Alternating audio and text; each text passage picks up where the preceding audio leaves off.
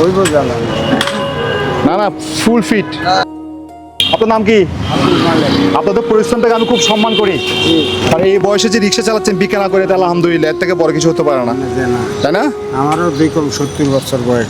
আপনারও 70 বছর? যে আমি আপনার থেকে স্ট্রং কিনে উনি। আমি স্বাধীনের হ্যাঁ। 13 বছর আগের।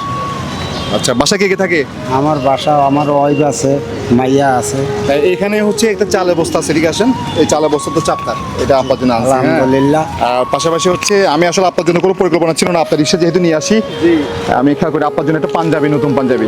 হইব জানা না না, ফুল ফিট, একদম ফিট। যাক আলহামদুলিল্লাহ, ফিট।